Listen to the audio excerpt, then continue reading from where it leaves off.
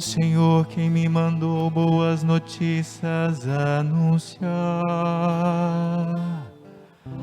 Ao pobre a quem está no cativeiro, libertação eu vou proclamar.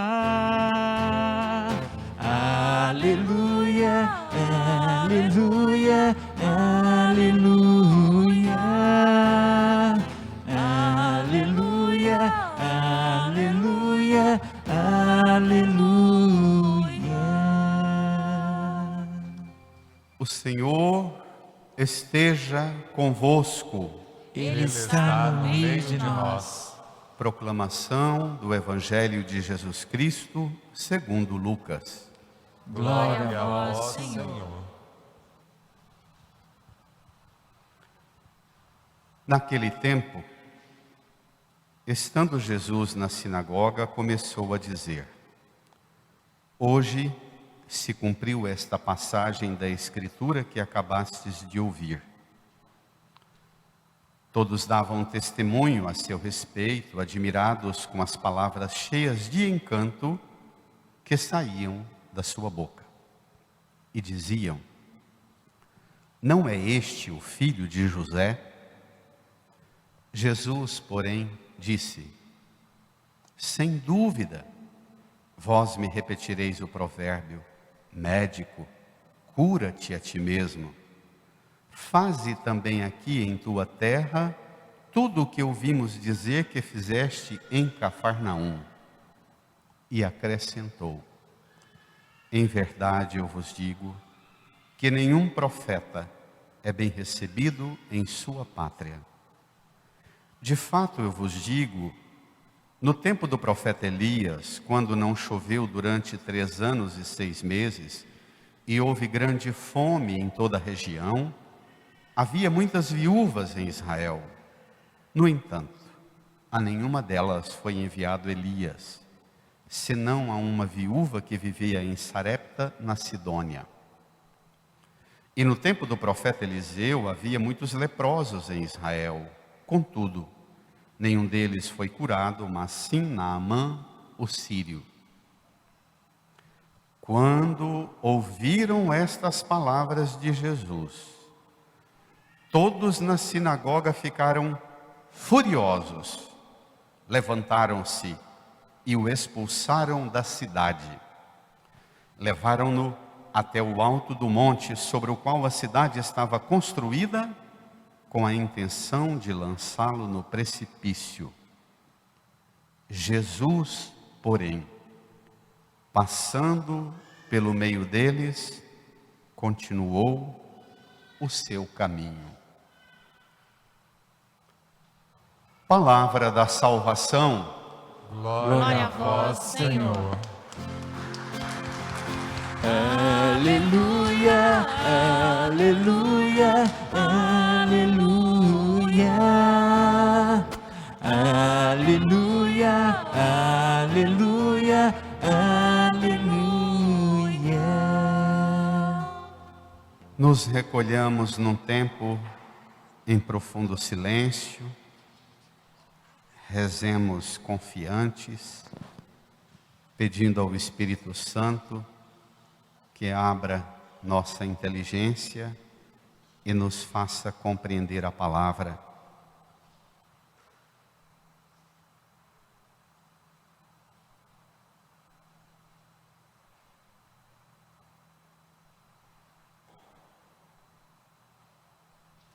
Amém. Com efeito, o nosso conhecimento é limitado, nossa profecia é imperfeita. Quando vier o que é perfeito, desaparecerá o que é imperfeito.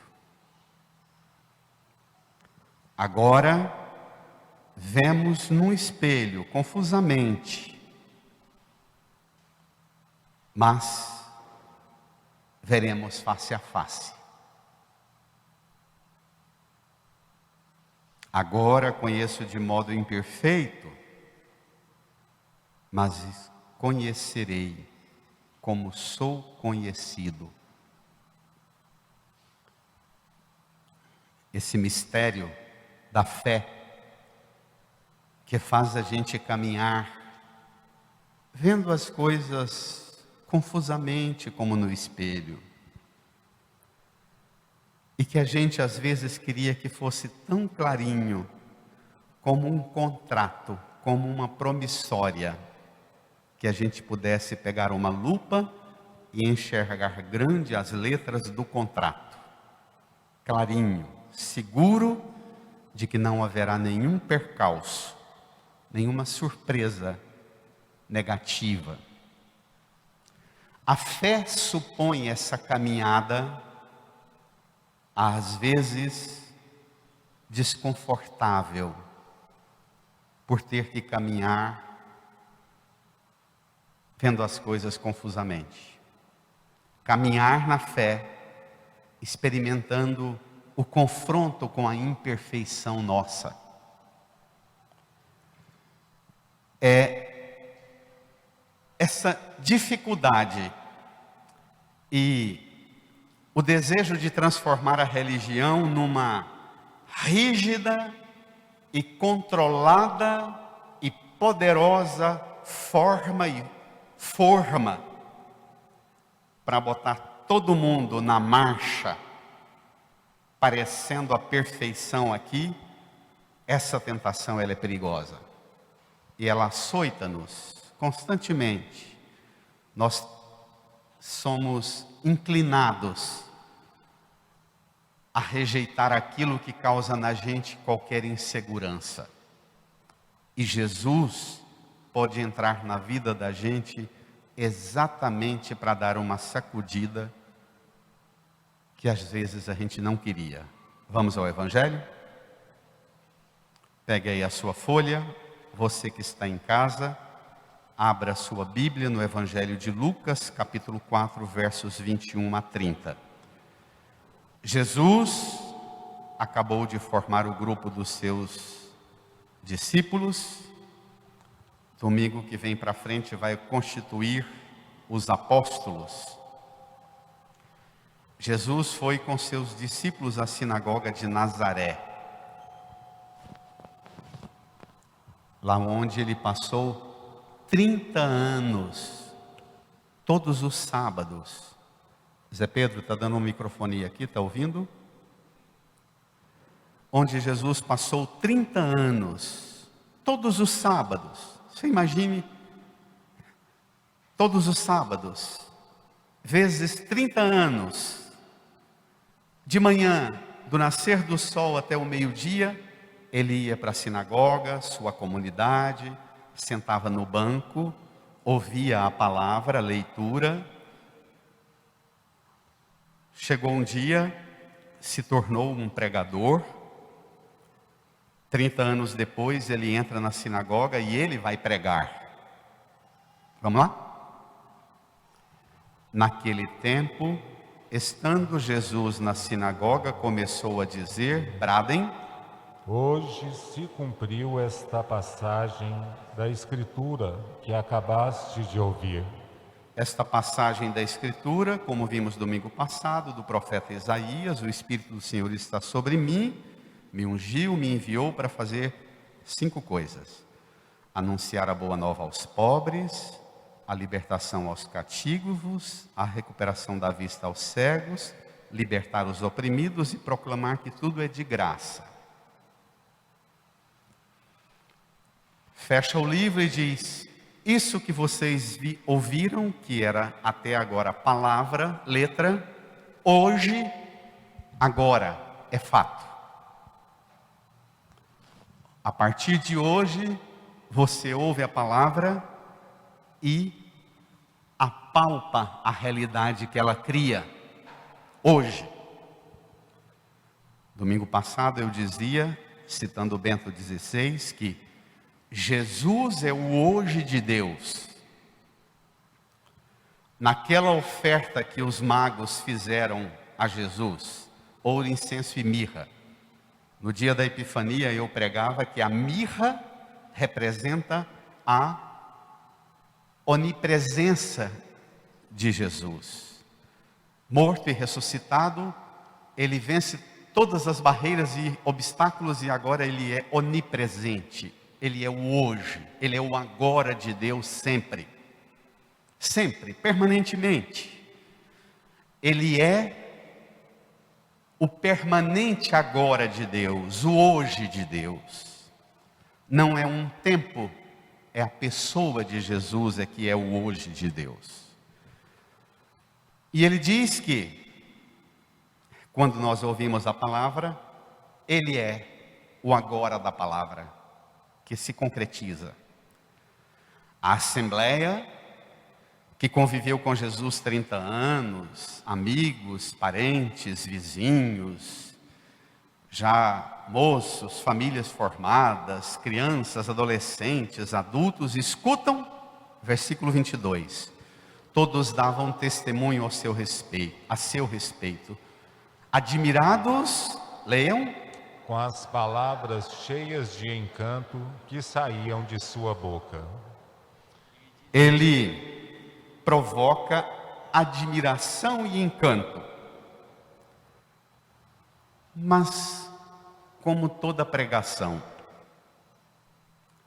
a primeira parte da pregação é sempre admiração e encanto. A segunda parte da pregação é vontade de sair logo da igreja ou um soninho que acomete a gente. A segunda parte é desconforto. A primeira parte da pregação, enquanto está na teologia, na poética da fé, eleva. Mas depois, quando começa a aplicar, aí vem o desconforto. E quando Jesus começa a aplicar, a assembleia começa a cutucar. Os maridos perguntam às esposas: quem é esse? O de trás cutuca no da frente e fala: quem é que está falando assim? E começa um cochicho. E na medida que Jesus aplica a palavra, o cochicho é: vamos diminuir a autoridade dessa palavra sobre nós. E quando você quer diminuir a autoridade da palavra, você providencia um jeito de difamar, atingir a mãe e o pai do pregador, não é? Sempre, né? Ofende o pai e a mãe, que irrita o pregador logo. Não é o filho do carpinteiro, não é o filho de José. Mexe com o pai e a mãe que o pregador altera. E Jesus altera. Vamos lá? Jesus, porém, disse: sem dúvida vós me repetireis o provérbio: médico, cura-te a ti mesmo. Faze também aqui em tua terra tudo o que ouvimos dizer que fizeste em Cafarnaum. De Jesus, nós até queremos ele aqui em Nazaré pregando para nós. Mas nós não queremos pregação, nós queremos milagre. Pregação mexe aqui, desinstala a gente, muda a gente. Pregação sacode a vida da gente. E milagre faz as coisas ficar do jeito que a gente quer. Eu peço e Deus dá. Faze aqui o que as redes sociais estão falando que o Senhor está fazendo lá em Cafarnaum. A gente aceita o Senhor tranquilamente, de boa. E acrescentou: pregação de Jesus é sempre muito bem embasada na Escritura. Ele vai e ele se identifica com os dois maiores profetas do Antigo Testamento, Elias e Eliseu. E acrescentou, versículo 24: em verdade eu vos digo que nenhum profeta é bem recebido em sua pátria. De fato eu vos digo que no tempo do profeta Elias, quando não choveu durante 3 anos e 6 meses, e houve grande fome em toda a região, leiam, havia muitas viúvas, no entanto, a nenhuma delas foi enviado Elias, senão a uma viúva que vivia em Sarepta, na Sidônia. Quer dizer, havia muitas viúvas, mas Elias foi fazer milagre lá na casa de uma viúva pagã. Versículo 27. E no tempo do profeta Eliseu, havia muitos leprosos em Israel. Leiam. Contudo, nenhum deles foi curado, mas sim Naamã, o sírio. Pronto. Está instalada a provocação. Jesus diz assim: vocês querem milagres aqui em Nazaré, como eu fiz lá em Cafarnaum? Eu não vou fazer milagre aqui, porque lá em Cafarnaum, que é uma cidade formada genuinamente por pagão, há mais fé no meio dos pagãos do que aqui. Mas isso não é da agora, não. No tempo de Elias, no tempo de Eliseu também. Vocês querem milagres, mas aqui não tem fé. Há mais fé fora de Israel.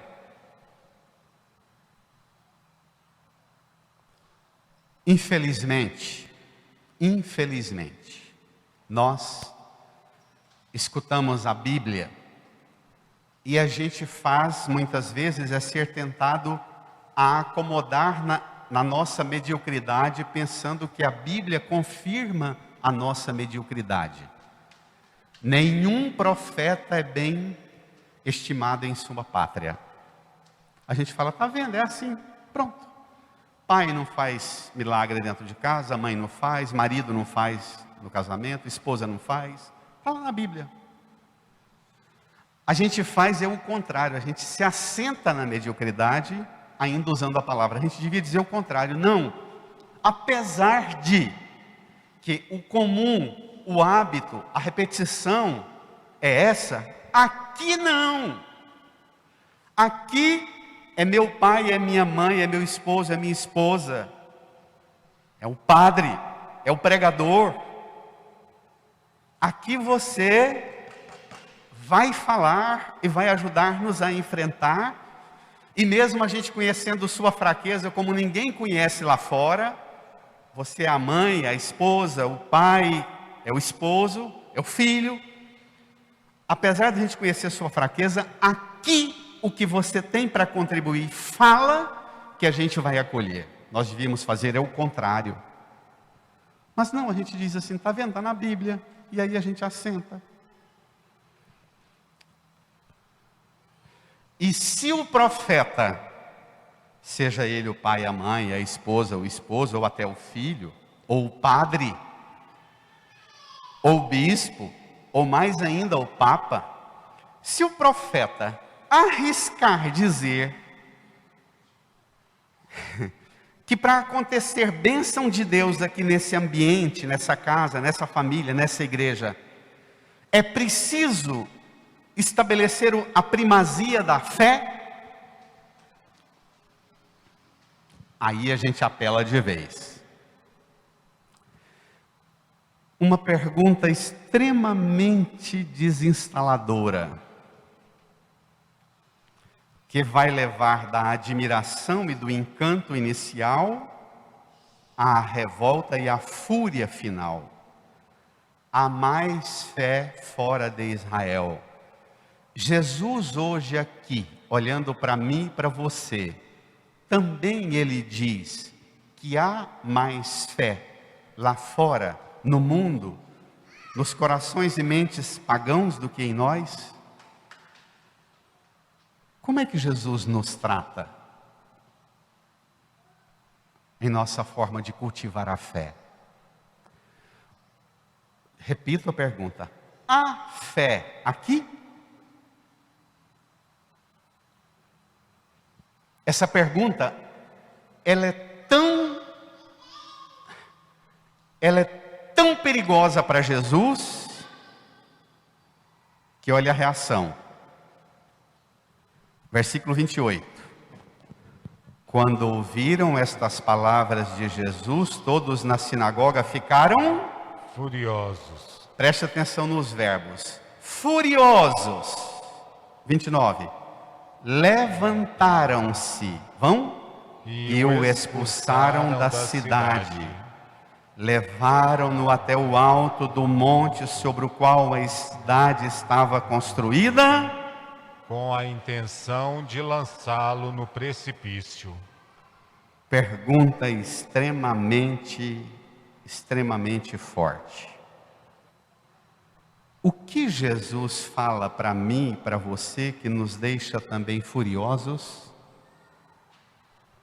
Eu sei que é um absurdo para o ouvido nosso, mas eu vou fazer uma pergunta, porque os próximos domingos essa pergunta ela vai dilatar. O que a igreja fala hoje para mim e para você que nos deixa furiosos? Que o Papa diz, os bispos, a CNBB, na missa que você vai no domingo, que o padre fala, existe uma lista de coisas proibidas que você diz, se o padre falar isso aqui, eu saio da igreja e vou embora? A pregação, ela provoca em você uma sacudida, uma desinstalação, ela te faz levantar-se, furioso, não com Jesus, não com o pregador, mas com você, e uma vontade de se aproximar de Jesus, e dizer, Jesus, eu quero na sua presença, diante da sua cruz, eu quero lançar no precipício todo o mal que há em mim, toda compreensão errada, todo sentimento ruim, toda prática, todo vício, eu quero lançar no precipício, na presença do Senhor. Nós aceitamos e nos levantamos furiosos, querendo lançar no precipício o mal que nos habita, nos preenche, ou a gente prefere lançar no precipício do sono, da preguiça, da raiva da igreja, porque ela toca em assunto que eu não gosto, acho que a igreja não devia falar disso ou daquilo.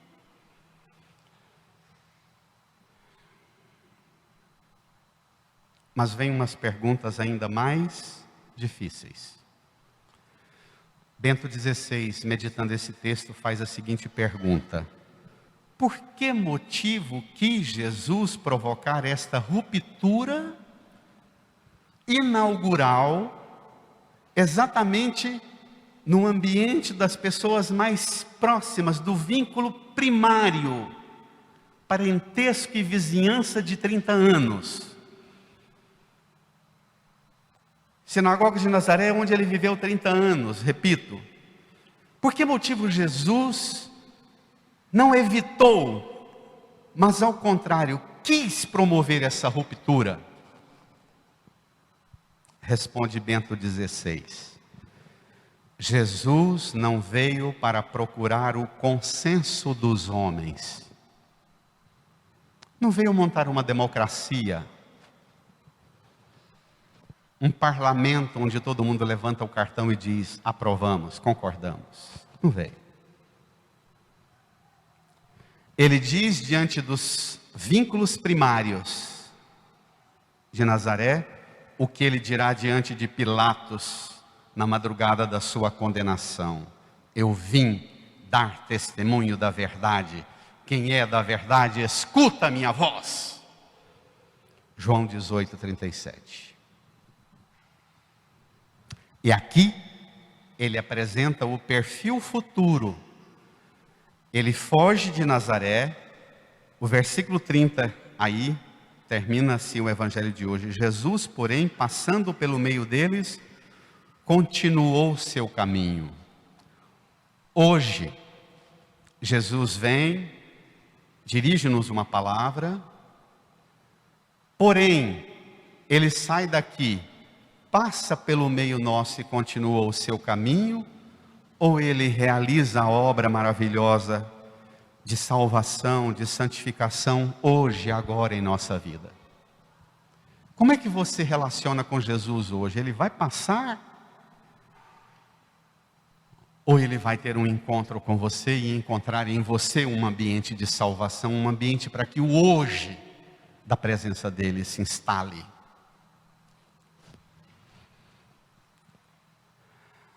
Eu vivo repetindo sermão Padre Antônio Vieira. Ele diz assim: a pregação precisa fazer com que os ouvintes da pregação voltem para casa profundamente descontentes com o pregador e profundamente insatisfeitos consigo mesmos. E tanto o pregador quanto a assembleia devem mesmo sair da igreja, diz o Padre Antônio Vieira, profundamente desejosos de vencer nossos vícios e fraquezas e tornarmos-nos mais próximos de Deus. Pode ficar furioso com o pregador, com você. Pode, até deve. Mas em vista de querer uma proximidade maior de Deus, a partir de domingo que vem, Jesus vai lá para a beira do mar da Galileia. Ele sai da sinagoga e vai para a beira do mar da Galileia, em Cafarnaum. Não vai pregar mais na assembleia constituída, dentro de uma sinagoga, com o ritual previsto, ordenado. Vai pregar de dentro de um barco. Vai fundar a igreja, constituir os apóstolos, as primeiras colunas da igreja. E a igreja terá a obrigação de continuar a pregação de Jesus. Infelizmente, por vezes, a igreja passou a ter medo de pregar e não causar consenso, mas ao contrário, causar desconforto. O verdadeiro pregador do Evangelho serve só a Deus. O verdadeiro escutador da pregação do Evangelho deseja servir só a Deus. Se põe a serviço do amor e da verdade, que são dois nomes da mesma realidade. São dois nomes de Deus, diz Bento XVI. Bento XVI. Crer em Deus significa vir para a igreja, tanto a comunidade quanto o pregador, escutar a palavra, renunciar à opinião própria, renunciar à opinião dos outros e às ideologias que nos formam, ou às ideias rígidas que nos fazem ter seguranças em nós mesmos, é viver e querer servir só a Deus. Pregar o Evangelho e escutar a pregação do Evangelho tem consequências de uma escolha. A primeira condenação à morte que Jesus recebe, essa aqui não, essa aqui é a última. A partir de hoje na sinagoga, ele vai receber várias sentenças de morte. Na verdade, ele já recebeu uma, quando estava ainda na gruta de Belém, teve que o pai e a mãe fugir para não ser morto, né? Ao entrar no mundo, Jesus não experimenta outra coisa senão isso, sentença de morte. Mas eu quero fazer ainda um aperto no meu coração e no seu. Pegue o versículo 29 do Evangelho.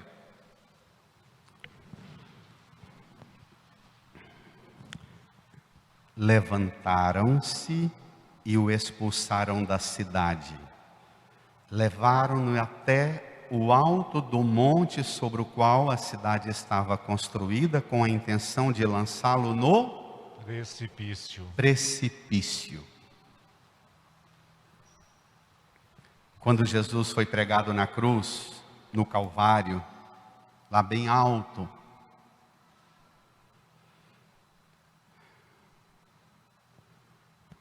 aqui,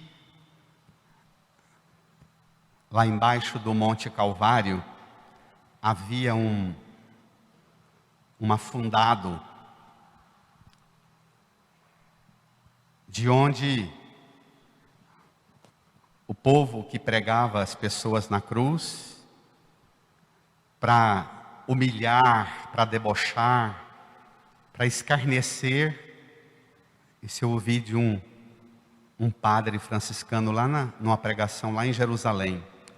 Diz que eles pegavam uma vara bem comprida, tocava na cruz e ficava fazendo isso, sacudindo a cruz, balançando até o corpo rasgar e cair lá no precipício, que é o lugar chamado de lugar das caveiras. Os corpos caíam, o lugar das caveiras. Você hoje vai lançar Jesus no precipício? Daqui um pouco, quando você receber a Sagrada Comunhão, ou aí em casa, comungar espiritualmente, você vai receber Jesus e vai dizer: Jesus, eu quero que o Senhor aceite ser lançado no precipício de minha alma e de meu coração, nos abismos mais profundos do meu ser. Eu quero que o Senhor preencha, que hoje se cumpra esta palavra da Escritura e que a salvação, o amor, a paz, o bem do Senhor preencha-me. Há lugar para Jesus ser lançado no precipício do seu coração e da sua alma? Hoje você vai pegá-lo e lançá-lo no precipício?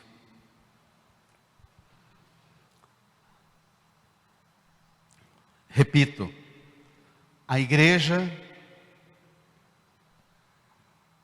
precisa retomar sempre a sua missão profética e a sua coragem de continuar como Jesus a provocar esta ruptura.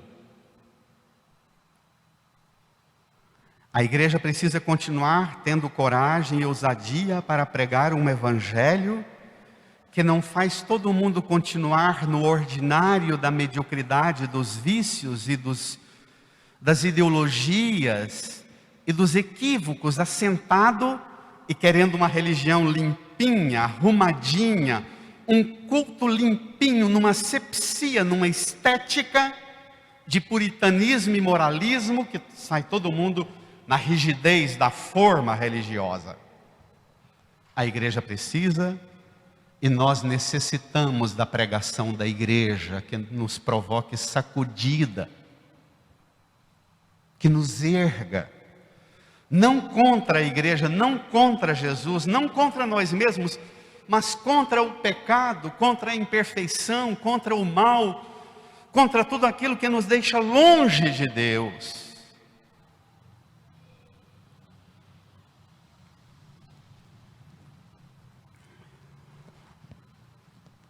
Quantos padres, amigos meus, que se esforçam um pouco mais corajosamente para pregar o evangelho, pegam um evangelho desse assim e carca a força da pregação, dão um testemunho de que na saída da missa alguém chega, põe a mão no ombro dele e cochicha: eu entendi a pregação do senhor, e o senhor sabe que isso não dá dízimo, né?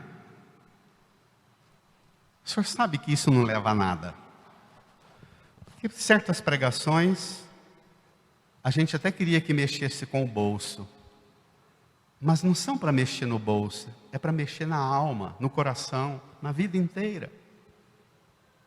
O bolso já está mexido demais. É claro que essa é uma forma chantagiosa de dizer: não toca nesses assuntos, padre, que a gente não vai ajudar a igreja. Claro. Nos meus 25 anos de padre, eu ouvi isso tantas vezes. Ou, quando o evangelho pede de mim uma coragem mais vigorosa, que eu nem tenho, que nem é minha, e que eu entro, inclusive, tremendo de medo de falar, mas falo, como na primeira leitura: Se você não falar, eu te farei tremer diante deles. Aí você vai e fala. E às vezes as pessoas mais próximas, até no zap, perguntam: sentiu o senhor alterado na missa domingo? Está tudo bem? O senhor está bem? Porque as pessoas pensam que o padre está alterado, mal-humorado, chateado, aborrecido com alguma frustração. As pessoas não pensam assim: não, o padre estava alterado, é porque o Senhor fez dele uma...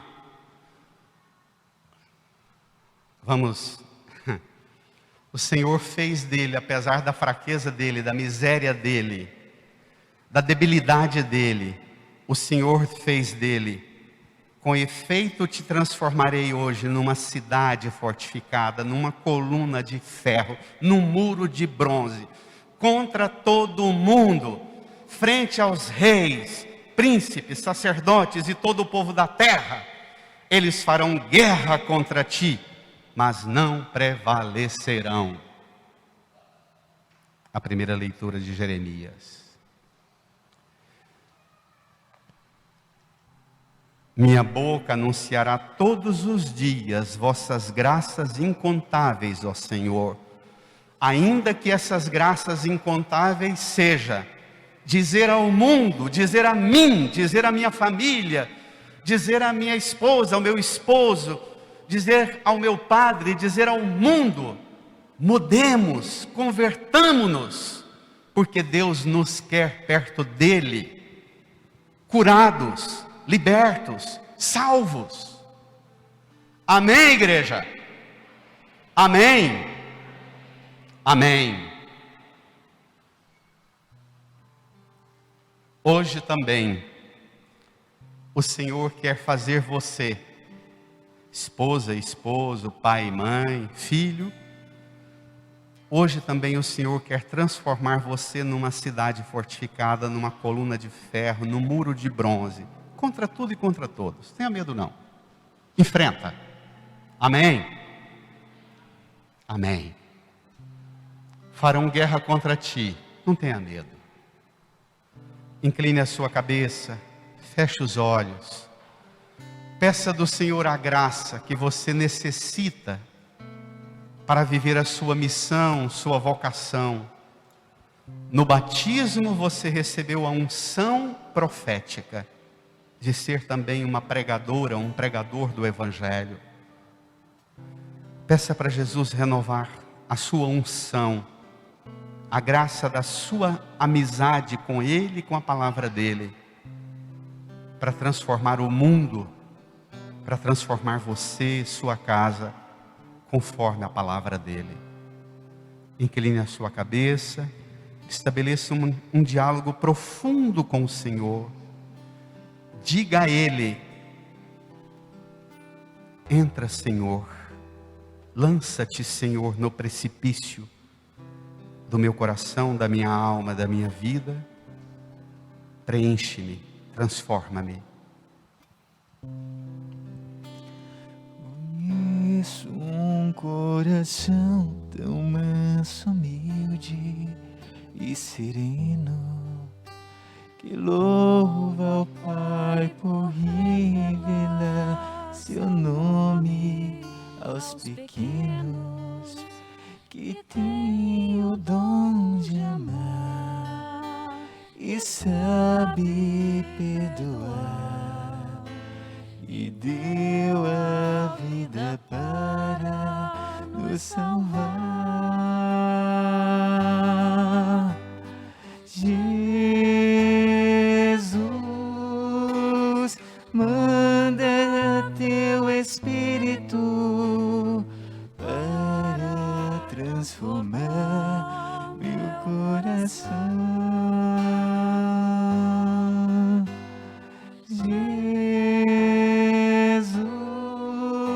Jesus, manda teu Espírito para transformar meu coração.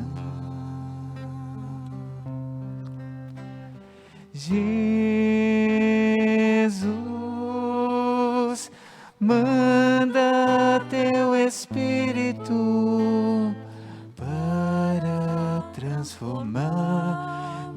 coração.